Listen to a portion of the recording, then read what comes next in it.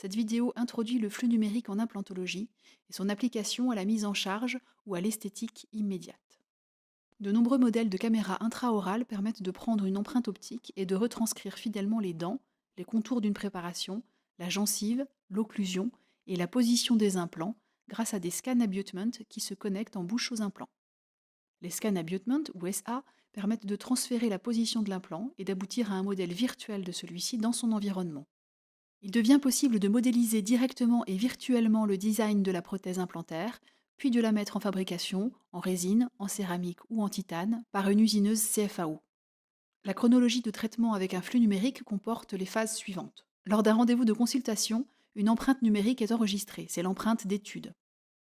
Ensuite, le fichier est transféré au laboratoire. Le prothésiste conçoit virtuellement l'anatomie et le positionnement des futures couronnes, c'est le montage diagnostique virtuel. Ce montage diagnostique virtuel est transféré vers le cabinet pour validation. Sur une copie du fichier empreinte d'étude, la position des futurs implants déterminés virtuellement est marquée. Vient ensuite la phase de chirurgie. À la fin de celle-ci, les scan abutments sont vissés sur les implants.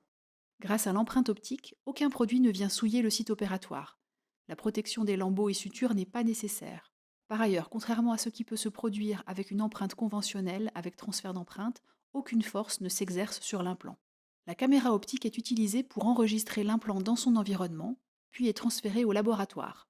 À réception, le laboratoire transfère le projet prothétique élaboré initialement, l'adapte sur la position des implants et peaufine le design de la prothèse provisoire.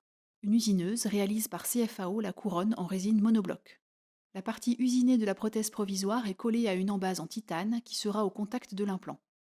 L'usinage permet la production d'une prothèse provisoire en résine monobloc dont la surface est très peu retravaillée, ce qui évite toute porosité et relargage de composés néfastes à la cicatrisation.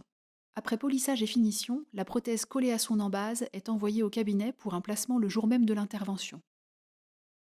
La précision de l'empreinte optique lors de l'enregistrement du rapport intermaxillaire et des points de contact présente deux avantages.